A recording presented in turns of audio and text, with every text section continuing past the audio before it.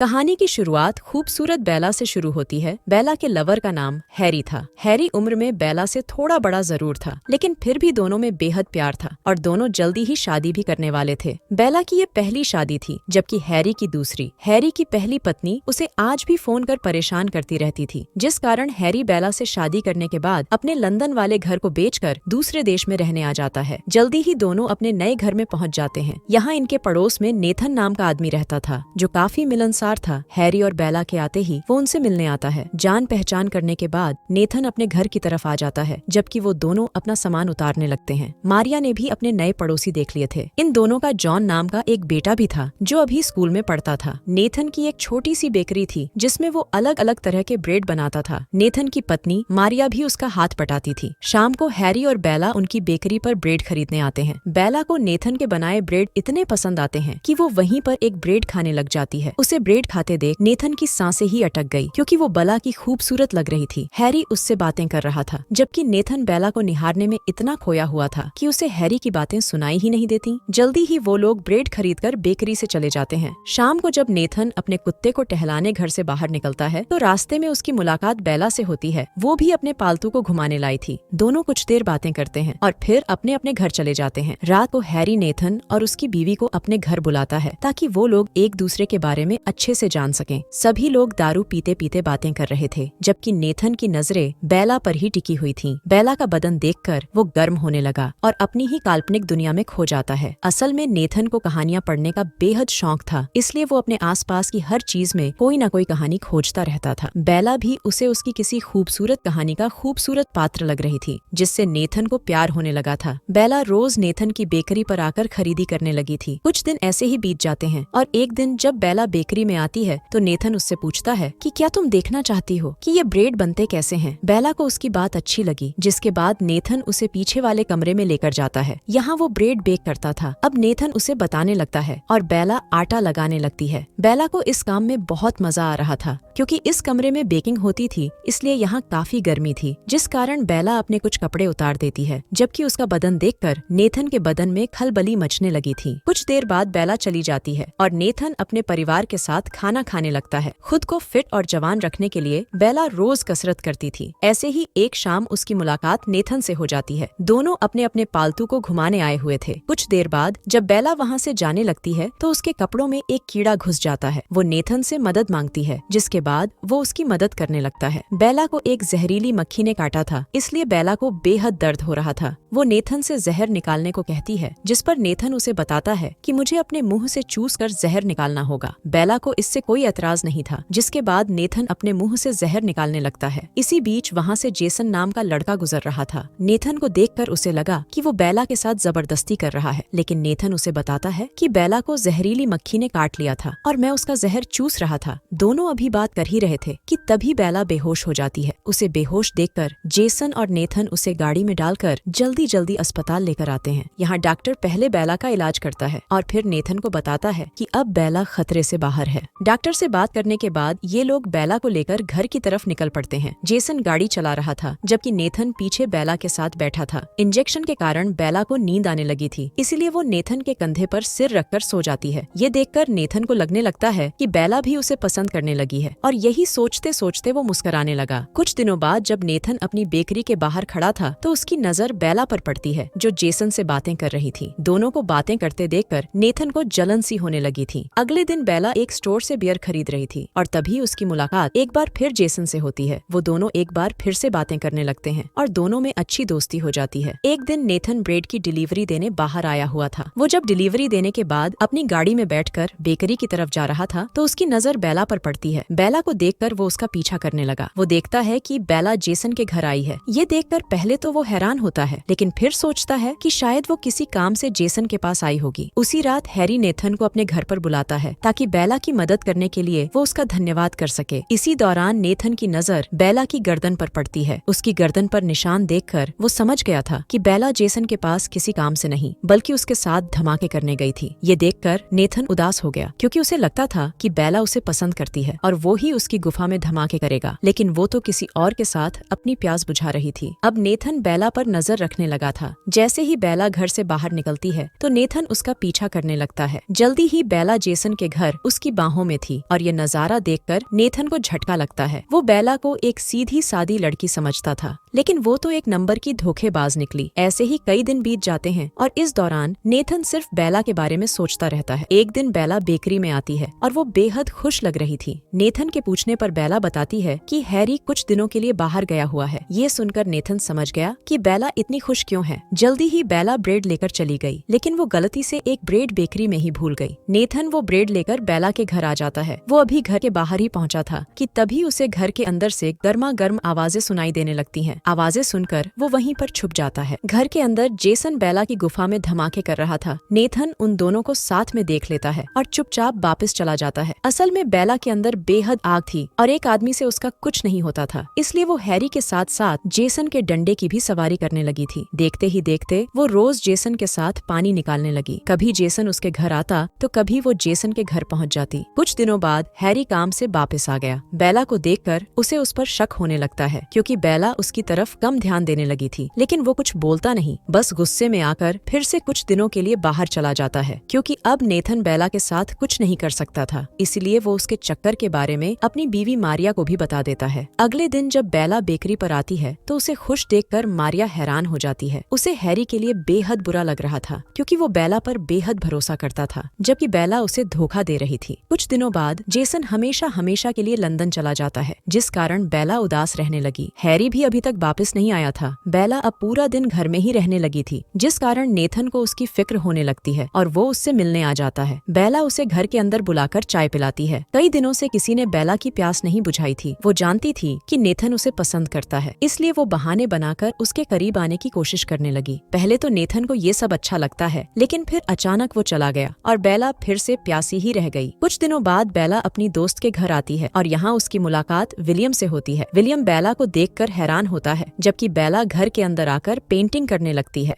William बेला का पुराना आशिक था। वो बेला से बात करने की कोशिश करता है, जबकि बेला उसे दूर रहने को कहती है। जब वो उसकी बात नहीं मानता तो बेला अपने घर जाने लगती है। अचानक रास्ते में बेला की गाड़ी खराब हो गई। नेथन भी इस वक्त आसपास ही था और तभी उसकी नजर विलियम पर पड़ती है, जो बेला को पकड़कर बीच रास्ते में ही किस करने लगा था। ये देखकर नेथन बेहद हैरान होता है, क्योंकि वो समझ गया था कि बेला अपनी प्यास बुझाने के लिए किसी के भी साथ शुरू हो सकती है। विलियम अगले दिन बेला से मिलने उसके घर आता है। बेला उसके लिए चाय बनाने लगती है और वो उससे बातें करने लगता है। इसी बीच हैरी भी घर वापस आ गया। वो जब घर के अंदर जा रहा था तो नेथन उसे देख लेता है, लेकिन जितनी स्पीड से हैरी अंदर गया था उससे दुगनी स्पीड से वो घर के बाहर आ गया और आते ही नेथन से मदद मांगने लगा। अब जैसे ही नेथन घर में आता है तो उसे बेला जमीन पर गिरी हुई नजर आती है, जिसे देखकर नेथन के होश उड़ गए थे, क्योंकि बेला की मौत हो चुकी थी। जल्दी ही पुलिस आकर मामले की जांच कर बेला की लाश को पोस्टमार्टम के लिए ले जाती है और शक के आधार पर हैरी को अपने साथ ले जाती है। रात तक रिपोर्ट आ जाती है और नेथन को पता चलता है कि बेला की मौत गले में ब्रेड फंसने की वजह से हुई है। अगले दिन बेला का फ्यूनरल था। यहाँ नेथन ये बात हैरी को भी बताता है, लेकिन हैरी उसे बताता है कि बेला की मौत मेरे कारण ही हुई है। असल में कल जब मैं घर आया था तो मैंने साले विलियम को बेला के साथ जबरदस्ती करते देखा, इसलिए मैं साले की धुलाई करने लग गया। इसी दौरान विलियम भी उनके पास आ जाता है और वो उन्हें पूरी बात बताता है कि कल बेला चाय बनाने के साथ साथ ब्रेड भी खा रही थी। जब मैं पीछे से उसे छेड़ने लगा तो बेला के गले में ब्रेड का टुकड़ा फंस गया और जैसे ही मैं टुकड़ा निकालने की कोशिश करने लगा तभी हैरी घर में आ गया और गलत फहमी के कारण हमारे बीच लड़ाई होने लगी। हम दोनों को एक दूसरे पर इतना गुस्सा था कि हमने बेला की तरफ ध्यान ही नहीं दिया और दम घुटने के कारण उसकी मौत हो गई। कहानी के आखिर में पुलिस ने हैरी को छोड़ दिया था और इसी के साथ इस कहानी का यही अंत हो जाता है। हमारी वीडियो देखने के लिए बहुत बहुत धन्यवाद। अगर आप ऐसी ही वीडियोस के दीवाने हैं तो प्लीज मेरे चैनल को जरूर सब्सक्राइब करें। मिलते हैं अगली वीडियो में, तब तक के लिए नमस्कार।